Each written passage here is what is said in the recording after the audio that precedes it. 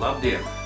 Saskaros uz Ziemassvētkiem un problēmu, ka uztaisīt pīli Pekinas gaumē nav tik vienkārši, jo daudz palācības angļu valodā un šausmīgi dažādas, latviski nav nekas YouTube.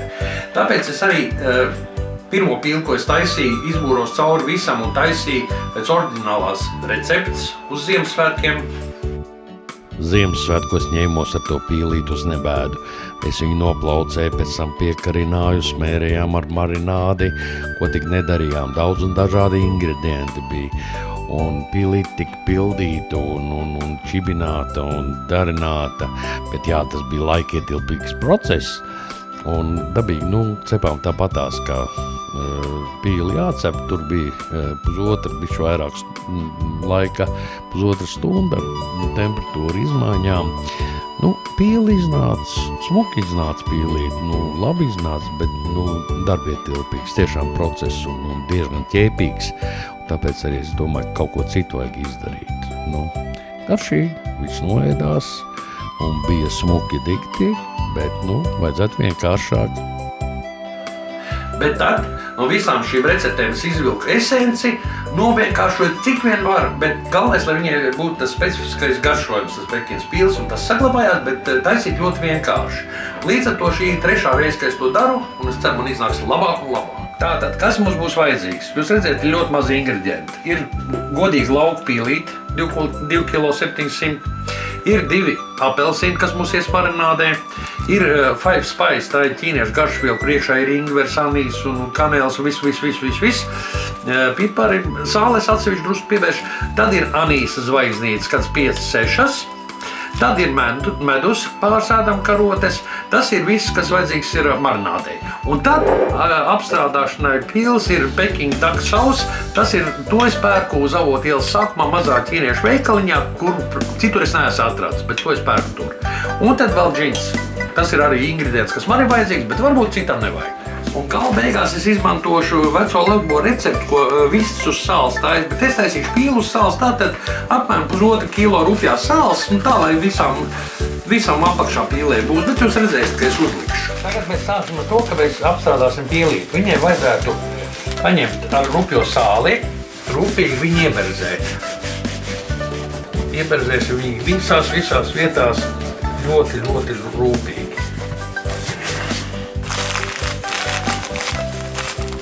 Kad mēs viņu tā smuki esam ierīvējuši, tagad mēs rūpīgi noskalojam visu ar augstu ūdeni nost. Un tad mēs sākam gatavot marinādu. Mums ir uzvārījies ūdens. Mēs liekam klāt apelsīnu. 2 apelsīnus es sagriežu šķēlītēs. Mēs pieliekam klāt lietu, kas saucās anīsa zvaigznītes. Mums ir kaut kādas drabiņās, tur apmēram 5, teiksim tā. Tad ir, es nezinu, cik varētu šeit būt precīzi, bet es pieņemu lielu ēdamu karotu. Mums ir tām ķīniešu garšvielām, Five Spice. To mēs te sadarām. Ok, un tagad mums ir palicis bišķi pakarsējuši karoti, jo mums ir aptuveni 2 ēdamu karotas medus.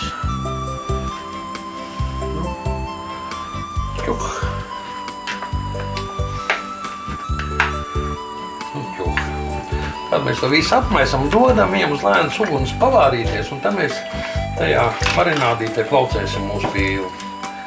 Tagad ir marinēšanas brīdis klāt. Pīle mums ir diezgan liela, bet katls nav mazāks. Un tagad mēs viņu mērcam iekšā tajā verdošajā marinādītē. Iepalīdzam ar kaut ko tā, lai viņi mums viss aiz zem ūdens. Šitā te. Un tagad mēs viņai ļausim drusku uzburbuļot, un tad, ko viņi sāks burbuļot, mēs viņu paturēsim minūti, jo pīle mums ir augsta, vai ne? Redziet, jūs viņu spiediet iekšā, man pat varēja būt vairāk kaut kādu gramu ūdens. Ja? Spiediet viņu iekšā, lai viņi viss ir zem ūdens. Minūte mums ir apkārt, apmēram. Viss notiek apmēram, tāpēc, ka nav nekas izcils klintīs, un tagad mēs viņu fiksējam ārā, viss ir karsts, es ceru. Tā, es domāju, ka es ņemšu ar cimdu viņu šitā te. Un es viņu likšu izlietnē, un tagad viņai ir drusku jāpažūst. Jo viņai vajadzētu dabūt to, tas medus, kas viņai ir, lai viņš tā bišķi viņu tā samīļo. Tā, tagad mēs pīli griežam. Man ir mierlaiks šķēres, pamatīgas, un man ir pīle. Un tieši mēs pa šo te krūtiņas vietu viņu, pēc tam tur mazīt mēs pielabosim visu to pasākumu. Galvenais mums ir pāriet pāri un sadalīt viņu divās daļās. Nu, lūk, mēs to esam panākuši. Pīlīt mums ir uz pusēm smuki atvērusies. Ko mēs tālāk darīsim?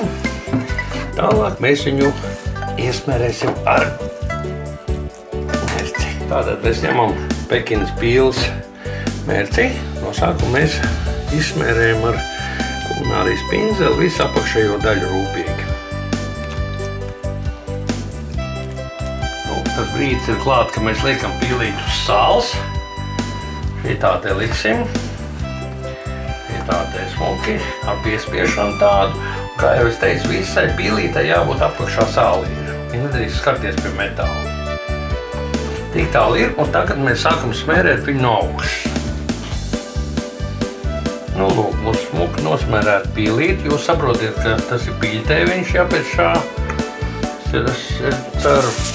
Un ko mēs vēl izdarīsim obligāti? Ja? Mums ir vārīgās vietīgas, jāietrina folijā. Vārīgās vietīgas mums ir šāņas, tā paša galīņas, lai viņi mums neapūļojas, lai viņi mums ēdam spārniņi.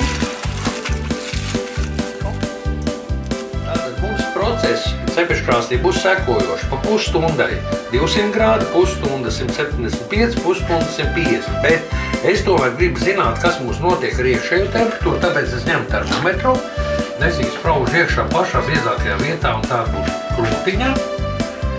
Tā, ieliksim iekšā ledīgs.